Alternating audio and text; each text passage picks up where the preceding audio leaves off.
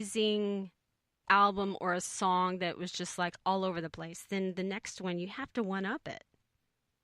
Yeah, It's yeah, and hard. that's why I'm taking my time with getting this other stuff together because like I feel like there's there's a lot of stuff that I want to say and I want to get it out there and I just want it to be right. I mean, I don't want to put out something that's not. I'm never going to use the word perfect because it never is, Mm-hmm. but just there, ready Mm-hmm. to go, like a radio ready quality thing, and that's what I was aiming for with my last album, and I think that the folks that I worked with on that did a fantastic job. Um, I worked with some guys out of Georgia. They're called tune designers. You probably see their ads on Facebook all the time, but they are fantastic. They were great with me.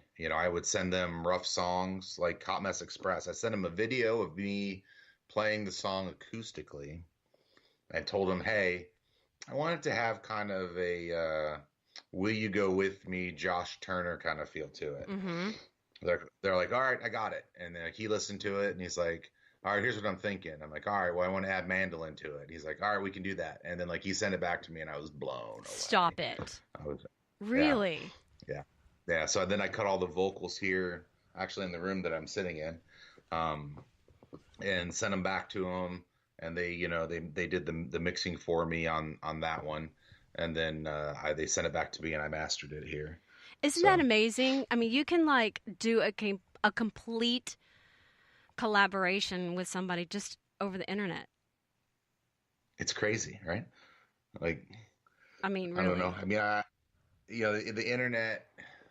I love the internet for some stuff. I've met some amazing people over the internet. Like musically, Mm-hmm. and it's crazy. It's crazy just the amount of stuff that you can accomplish over it or over the internet. And but there's still part of me that longs for that. Hey, I want to work with these people in Georgia. Let's hop in the car and go down there Yeah, and do it. Like exactly. like I'm kind of old school when it comes to that. Like I To just really get there and to be in the actual studio and to get to be, yeah, I know.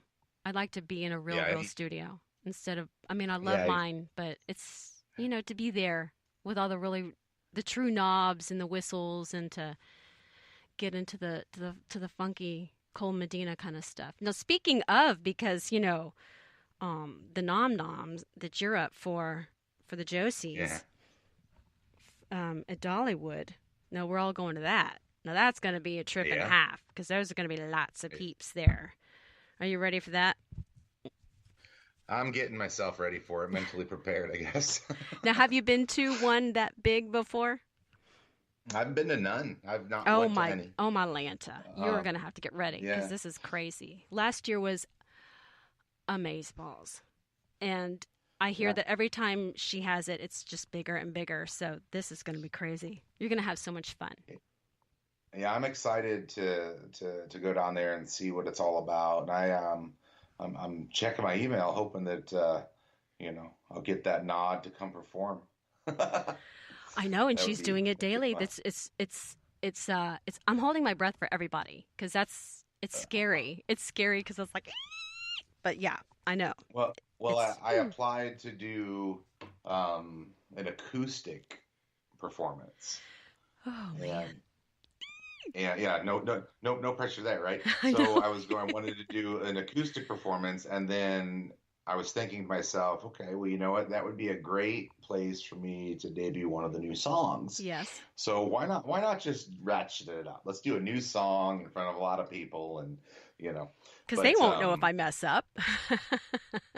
I don't know if I mess up sometimes, but Right. um, but yeah. So I'm gonna do. I've got a couple new songs that I'm kind of tossing back and forth which one I want to do. So Well, in the celebrity theater, that's got to have a really amazing sound system, so that's going to be great. But um, now the ties that bind is up for Nom Nom Outlaw Song of the Year. Tell us about that song.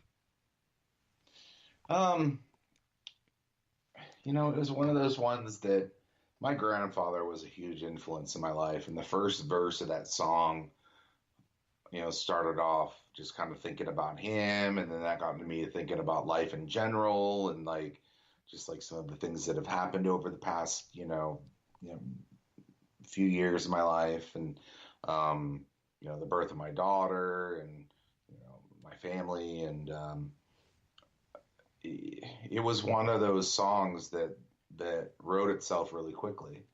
Um, I started messing around with it. I got worked with the guys with tune designers on that one as well, and that was actually a track that they had recorded that they were trying to sell.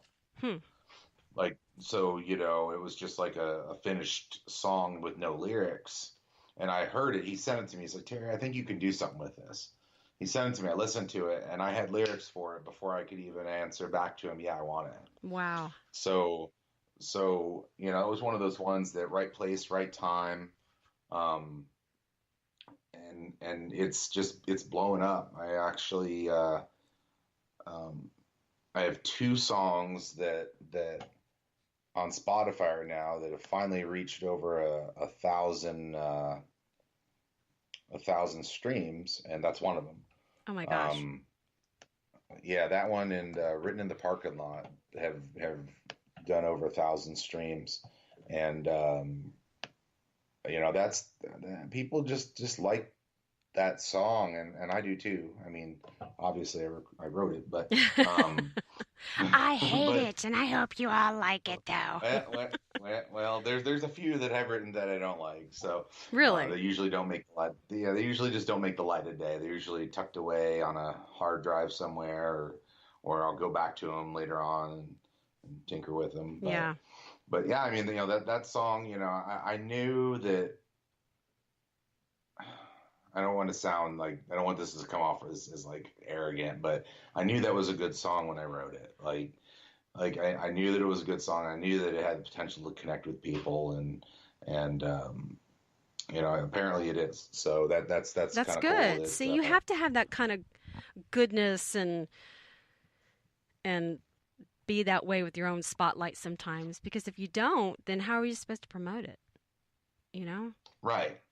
And that, I always struggle with promotions, and I think you and I have talked about this before, but like, like the award shows where you have to, or the countdowns where, you need to have people go to a website and vote and Yeah. stuff like that. Yeah. I just can't, I just don't do well with those because like, I want you to like my music. I don't want you to like me bugging you to go Right. like something that's on a website to help me, win something. Right. It's like it's like I would rather you spend 99 cents and go download my song from Exactly. iTunes. You know, Exactly. um, so I always struggle with the self promotion piece just because I am an introvert by nature. So getting up on stage, I'm very comfortable with that. And it's like, like you alluded to earlier, you kind of get this alter ego thing that goes on once you hit it. Um, but in my real life, I'm very, very reserved and almost backward shy kind of guy until I get to know you. And then it's all hands on deck at that point in time. But so that I always struggle with the promotions piece, and that's where I'm fortunate that I have a pretty good you know bunch of friends and family and people that like what I do enough to like yourself to help me get the word out there about that stuff. Yeah. And I don't know. I'm rambling at this point in time. I feel like, but it's something that I've always struggled with because I think me as an artist, I always think, oh, that could be better. Oh, I don't like my voice. I don't like the way this sounds. And Well, you that's the just kind of get into that nature. cycle. It's always the Yeah, nature. and and then the promotion part is always hard for me. So, it's something I've always been working on. I continue to work on, and to be able to even do stuff like this is fantastic for me because I don't know if I could have done this 10 years ago, Right. sit here and do Exactly. a radio interview. So, I know. so, so, I And mean, you are. yeah, and here we are. So, it's like it's just crazy to me. I built some really good relationships with all the local clubs around here, and that's really helped me with the promotions and stuff. But Yeah. yeah, crazy. I mean, we got just crazy stuff coming up too. We talked about you said I was gigging all over the place. We're actually going to go out to Chicago in August Nice. and play the it's called the Old Crow Smokehouse. It's like catty cornered from Fenway. And Stop. yeah, Good yeah. Lord. So that Tequila Cowboy stuff kind of led us to there, which who knows where that's going to lead us to. So, um, it's really cool to take it to another state and be able to do Wow. that. So You're not too such a bad flock for star. a You are. You're such a flock star. I mean, who'd have uh, thunk, I mean, not me. Like, I would have not never said that, but, not you know? not me. Honestly, I was. Well, my plan was to, just expand my circle and get into Columbus a little bit more often, and now we're going to Chicago. So I got, I just, it's just amazing, the amount of stuff that's happened over the past 12 months with music. So Yes, exactly. So we can. I have one more thing too before I let you go because I sure. know I know your family's probably like, "Hello, it's time to eat." No, wait, it's what almost. I don't know. You're an hour ahead again. I don't know my time Yeah. zones. Blah blah blah. Yeah. Okay, It's 8:45. so Phil's probably laughing his tail feather off because he's always making fun of me about that. So give your own 2 cents to those new hatchlings out there who are taking notes or whatever about what you think is one of the most biggest challenges aside from what we were just talking about promotion and everything that you've had to face in your own music journey and how you survived it. Um, just I'd give you, gosh, I got a couple. So let's start off with this one. Like, make sure it's always about the music and what you're trying to put out there, and just be real and true to who you want to be, and don't chase trends, because Mm-hmm. eventually stuff that's so old will become cool again. And we're kind of seeing that with like, the way country music is going on the indie scene right now. Yeah. It's not so much about you know really super poppy. It's more getting back to their kind of the real stuff. and Yeah. and and then the other thing is, and this is just something that I'll put out there, and for those people that know me well will understand it, is that not everybody that says they're your friend is your friend. Hmm. And Mm-hmm. you need to develop a keen gut, um, to know who the people that are really in your corner are. And then the last thing is like, gigging and playing out is a whole lot of fun. Just be careful, because with gigging comes a lot of other stuff, and that stuff can drag you down pretty quickly. So Can catch up with you.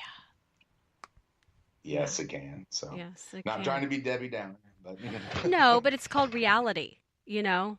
I yeah, mean, it's just yeah, reality. And it's not like it is on TV where it's just, rainbows and unicorns. yeah. It can be. It could be. My daughter has this little unicorn that we got her from Walmart that sings "Sunshine and Lollipops" over and over. Oh, It is her most favorite thing in that's the whole wide world. precious. It is. And you want to smash it. No, I'm kidding. No, I've already replaced the batteries. Usually, my rule is like once the battery is dead, the toy just a toy at that point in time. Mm-hmm. But this one, Mm-hmm.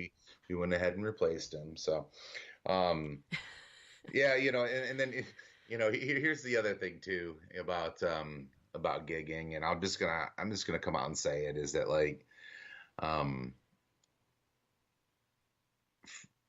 what I said that, it leads to other, things at the gigs lead to other stuff. For me personally, it led to me going down a path of drinking a whole lot, Mm-hmm. a lot.